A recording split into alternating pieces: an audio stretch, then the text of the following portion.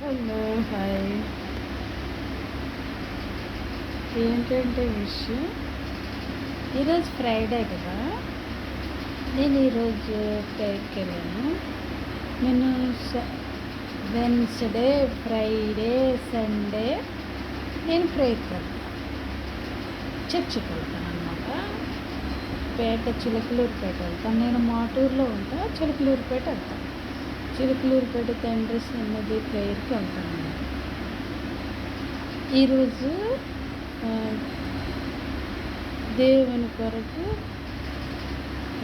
సువార్త ప్రకటించే వాళ్ళు ఎవరైనా ఉంటే, మీరు ప్రకటించాలని ఆశపడిన వాళ్ళు ఉంటే రండి, పేర్లు ఇవ్వండి అన్నారు.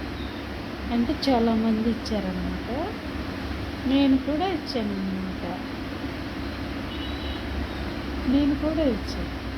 ఎందుకంటే మామూలుగా చెప్తా ఉంటారు కదా క్లాస్లో, ఎలా సువార్త ప్రకటించాలి, ఎలా దేవుని విషయంలో నిలబడి వాక్యాన్ని చెప్పాలి అని, అవి అలాంటివి మనం కొన్ని విన్నాం అనుకోండి, అసలు మనం ఎలా మాట్లాడాలి, ఏం చేయాలన్నది తెలుసుద్దన్నమాట. కొన్ని సమావేశాల్లో పాల్గొంటాం, తెలిసిద్ది, ధైర్యం వచ్చింది మాట్లాడటానికి. బైబిల్లో మనకు తెలియని జ్ఞానాన్ని మనం తెలుసుకోవచ్చు. నిజమా అంటే నాకు ఎక్కువగా ఏది ఇష్టం అంటే, మారుమూల గ్రామంలో అంటారు చూడండి,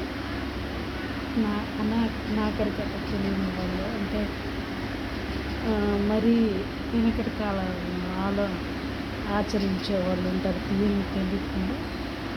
అలాంటి గ్రామాలకు వెళ్ళి, డెవలప్ లేని ఏరియాలకు వెళ్ళి దేవుని గురించి చెప్తే బాగుంటుంది అనిపించింది అన్నమాట. కానీ మనం అంత ప్రయాసపడి ఇక్కడ అడవుల్లోకో లేకపోతే ఇంకా మారుమూల గ్రామం వాళ్ళకు అట్లా వెళ్ళి మనం అయితే చెప్పలేము. పురుషులైతే వెళ్ళగలరు, లేడీస్ అంటే వెళ్ళలేరు కదా. ఎక్కువగా నిరుపేద రాష్ట్రంలో ఇక్కడ మన భారతదేశంలో ఏదంటే ఒరిస్సా,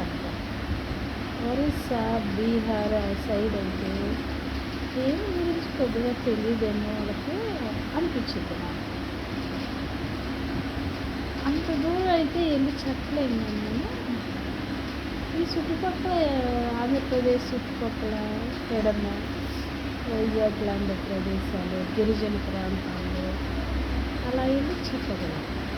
అంటే ఒక గుంపుగా వెళ్ళి చెప్పగలరు అన్నమాట. అలా ఒక భక్తిలో ఒకరికి చెప్పే స్థానంలో, మోటివేషన్ చేసే స్థానంలో ఉంటే బాగుంటుంది కదా. అలా ఉండాలి అనిపించింది నాకు, కానీ ఉండలేకపోతున్నా. ఈ రాజకీయాలు ఈ చూడడం ఎక్కువైపోయింది ఈ మధ్యకాలంలో.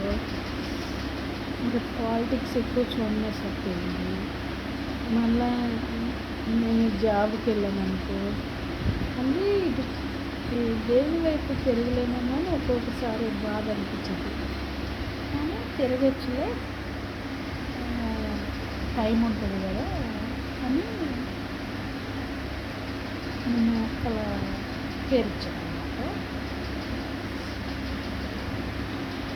కానీ దేవునిలో పనిచేయాలంటే ఒక మనసు ఉండాలి, ప్రేమించే మనసు ఉండాలి, ఇంత దీని స్థితిలో ఉండాలన్నా సరే ఆదరించగలరు దేవుని కాదు.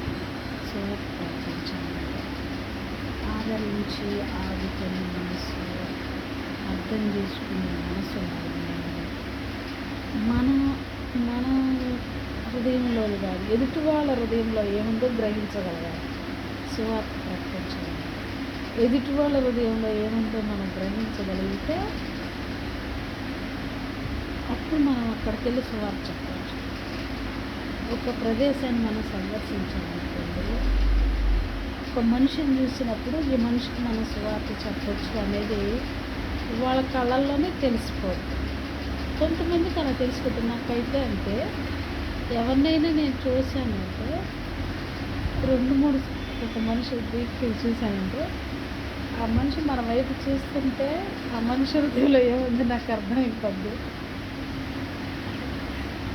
అదో ప్రాబ్లం ఉందని అర్థమైపోయి, నేను చెప్పాలనుకున్న కూడా చెప్పను. ఈ మనిషి చెప్పకూడదు. చెప్పాలనుకుని చెప్పకుండా వేరేది చెప్పొస్తా. అది లేకపోతే ఆ ఫేస్ మొఖ కవళికలు చూసి ఇక అసలు ఏం మాట్లాడను. వాళ్ళే మాట్లాడాలి ఇక. వాళ్ళు మాట్లాడితే నేను మాట్లాడను. అలాంటి కొన్ని ఉంటాయి అన్నమాట సింటమ్స్. ఫేస్‌ని చూస్తే గ్రహించగలగడం. కొంచెం ఫ్యూచర్